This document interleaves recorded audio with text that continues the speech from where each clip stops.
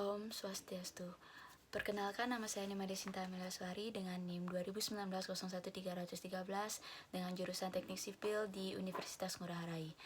Di sini saya akan mencoba menjawab mengenai tugas akuntansi biaya proyek mengenai review materi tentang overhead dan profit. Pentingnya para PM dan pengawas untuk memahami bagaimana overhead kantor pusat atau Home Office Overhead (HOOH) berdampak pada proyek. Dalam hal ini, HOOH ditambah ke profit atau keuntungan yang diinginkan untuk menghasilkan fee sebagaimana tercermin dalam persamaan di bawah ini. HOOH revenue sama dengan construction cost plus fee. Selanjutnya, fee sama dengan Home Office Overhead plus profit atau OH dan P. Jika total biaya direlokasi kerja sama persis dengan biaya GCS kantor pusat, maka perusahaan baru saja mencapai titik impas. Ini adalah tujuan akhir dalam setiap tim proyek untuk menyediakan biaya.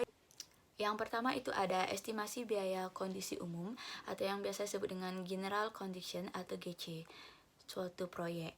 Nah, beberapa istilah alternatif atau penggunaan frase GC meliputi biaya overhead overhead umum, biaya tidak langsung yaitu tidak langsung ke biaya konstruksi. Selanjutnya ada overhead dan keuntungan dikenal sebagai fee bagi kontraktor. Jika kontraktor mengantisipasi 2% biaya kondisi umum kantor pusat dan menginginkan keuntungan 3%, maka akan menawar proyek dengan 5% biaya. Selanjutnya itu ada biaya umum dan administrasi, seringkali merupakan bagaimana kondisi umum atau overhead yang dijelaskan oleh entitas publik. Ada dua cara untuk menyiapkan perkiraan kondisi umum. Yang pertama itu ada cara hanya menaruhkan persentase yang telah ditentukan sebelumnya ke volume tahunan yang diantisipasi yang diproduksi oleh operasi konstruksi. Berikut di bawahnya merupakan contoh, yaitu terdapat total pendapatan yang diantisipasi sebesar 100 juta rupiah. Total biaya overhead kantor pusat yang diantisipasi adalah 2 juta rupiah. Jadi persentase overhead umum yaitu 2 juta dibagi 100 juta sama dengan 2%. Jadi biaya minimum yang harus dihasilkan setiap proyek untuk mencapai titik impas yaitu sebesar 2%. Selanjutnya cara kedua itu ada cara yang lebih akurat untuk memperkirakan kondisi umum kantor pusat adalah dengan mempersiapkan sebuah perkiraan item baris terperinci persis seperti yang dilakukan untuk GC lokasi kerja pada bab sebelumnya. Berikut merupakan contoh anggaran General Condition kantor pusat. Nah, cara yang kedua ini yaitu untuk menyiapkan perkiraan kondisi umum dengan memperkirakan kondisi umum kantor pusat, yaitu proses untuk mengantisipasi kondisi umum kantor pusat akan serupa memperkirakan konstruksi langsung, biaya historis tersedia, tren dianalisis, dan kondisi baru di tahun mendatang harus dipertimbangkan. Untuk penyelesaian tahun ini, biaya aktual harus dimasukkan kembali ke dalam database GC untuk dipersiapkan dalam rangka estimasi perkiraan masa yang akan datang.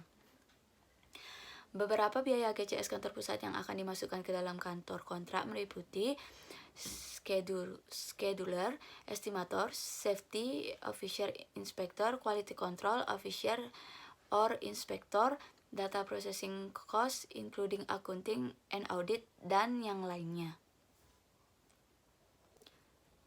Selanjutnya, yang kedua itu ada manajemen anggaran General Condition kantor pusat. Pengelolaan anggaran kondisi umum kantor pusat adalah tanggung jawab CFO atau CEO dan bukan berbasis proyek. Tujuan kontraktor adalah mengurangi biaya overhead kantor pusat yang terkait dengan volume keseluruhan. Ingatlah bahwa biaya sama dengan biaya overhead keuntungan. Jika biaya tetap dan biaya kantor pusat berkurang, kemudian keuntungan meningkat sebagaimana tercermin dalam persamaan berikut, yaitu fee sama dengan overhead plus profit. Overhead artinya turun dan profit artinya naik. Untuk tujuan dari manajemen HOOH yaitu yang pertama untuk memastikan perusahaan menjalankan sesuai anggarannya seperti yang akan mereka lakukan dengan biaya tidak langsung dan langsung di lokasi kerja. Yang kedua itu mengurangi biaya overhead dan itu bisa terjadi dalam beberapa mode. Yang pertama itu ada mengurangi biaya overhead dengan menghilangkan personel. Yang kedua itu distribusikan sebanyak mungkin biaya overhead kantor ke proyek konstruksi. Yaitu ketiga itu ada pemeliharaan peralatan juga perlu dibayar sesuai dengan biaya pekerjaan dimanapun. Yang keempat, ada beban tenaga kerja adalah kombinasi dari pajak tenaga kerja dan tunjangan tenaga kerja. Dan yang terakhir itu adalah semua beban kerja termasuk beban tenaga kerja proyek langsung dan tidak langsung harus dikaitkan dengan tidak dibebankannya biaya ke kantor pusat.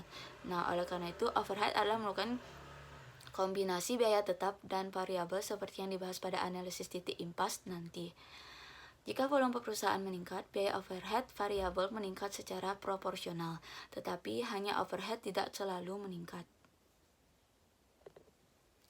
Contoh kasus, sebuah perusahaan kecil yang mengerjakan proyek-proyek pembangunan perumahan berskala kecil dikelola menggunakan metode akuntansi kas untuk memukul pendapatan dan pengeluaran. Pemilik juga merupakan manajer proyek, pengawas, kepala tukang kayu, dan selanjutnya pada akhir pekan membuat penawaran untuk proyek baru. Istrinya adalah sebagai akunting, dekorator interior yang dibantu oleh seorang tenaga pemasaran dan yang juga ikut mengambil material di pickup suaminya. Dia menagih kliennya dengan rincian upah untuk dirinya dihitung sebesar. Yang ketiga itu ada break-even analysis. Break-even analysis atau analisis titik impas adalah perhitungan dengan pemeriksaan margin yang menunjukkan usaha balik modal atau safety margin, biaya kondisi umum kantor pusat, dan lokasi kerjanya dapat dianggap sebagai campuran biaya tetap dan biaya variabel. Pengertian dari biaya tetap dan variabel sebagai berikut. Biaya overhead tetap adalah biaya yang lebih beruntung pada waktu daripada tergantung pada volume atau pendapatan. Contoh biaya sewa kantor untuk perusahaan yaitu sebesar 400.000 per tahun. Selanjutnya itu ada biaya overhead variabel, yaitu biaya yang bergantung pada volume item yang akan muncul di bagian bawah halaman ringkasan estimasi dari kontraktor. Yang berada di bawah garis dan dalam persentase add-on adalah biaya variabel, seperti asuransi kejiwaan, barang kecil alat, atau dalam kasus overhead kantor pusat, perlengkapan kantor. Berikut merupakan contoh lembar kerja analisis titik impas yang menggabungkan pendapatan dengan biaya tetap dan biaya overhead variabel, biaya konstruksi, serta fee. Bisa dilihat pada gambar berikut. Yang keempat, itu ada profit. Profit itu menganalisis metode untuk menentukan taksiran keuntungan, sumber laba, dan metode untuk meningkatkan laba. Bisnis konstruksi adalah bisnis yang berisiko dan bukan industri nirlaba. Salah satu aspek unik dari konstruksi adalah tidak adanya biaya yang sebenarnya diketahui sampai proyek selesai. Nah, metode untuk mengestimasi profit ringkasannya tercermin dalam persamaan berikut ini, bisa dilihat dalam tabel. Ada beberapa pertimbangan fee yang akan dimasukkan oleh CO kontraktor, ada antara lain. Yang pertama, fee tersebut setidaknya harus menutupi biaya overhead kantor pusat yang kira-kira 2-3% dari pendapatan kontraktor umum komersial menengah. Yang kedua itu ada tenaga kerja langsung, adalah estimasi terbesar untuk setiap kontraktor. Fee tersebut harus mencakup kira-kira 50% dari perkiraan biaya tenaga kerja langsung dari kontraktor umum komersial. Yang ketiga itu ada jenis kontrak dapat secara signifikan mempengaruhi keputusan fee.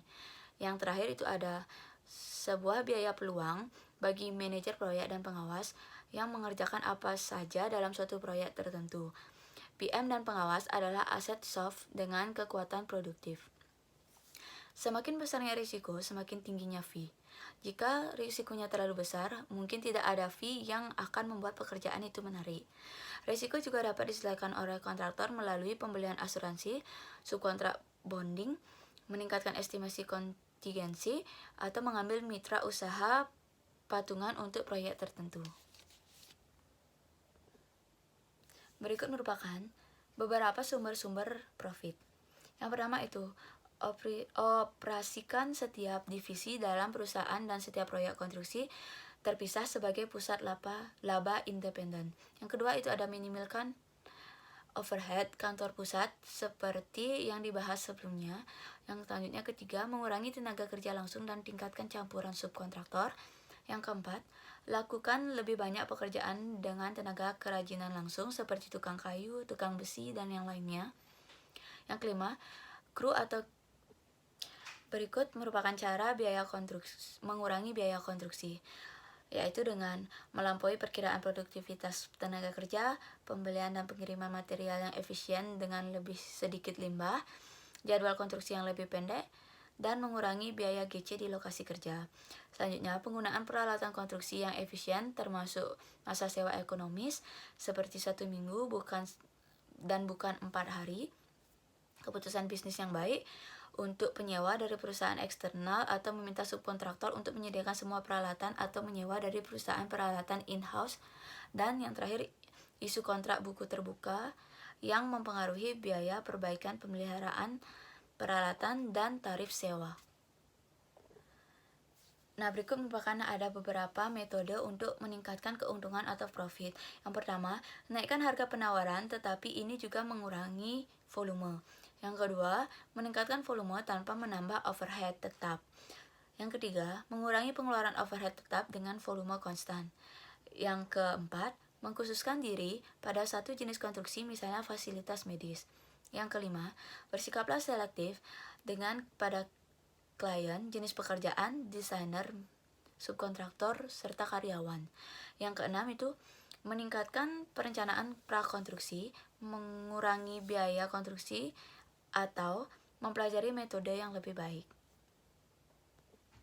Selain itu, kontraktor juga dapat menaikkan estimasi atau fee penawaran pada suatu proyek tertentu dengan berbagai alasan, seperti menyediakan sebuah praktik tender atau bid, kondisi pasar memungkinkan fee yang lebih tinggi, jenis pekerjaan yang ditawar bukanlah spesialisasi kontraktor, klien mungkin merupakan klien beresiko tinggi yang rentan terhadap pembayaran lambat atau tuntutan hukum, dokumen konstruksi yang tidak lengkap, meskipun beberapa kontraktor akan melihat ini sebagai peluang adanya change order.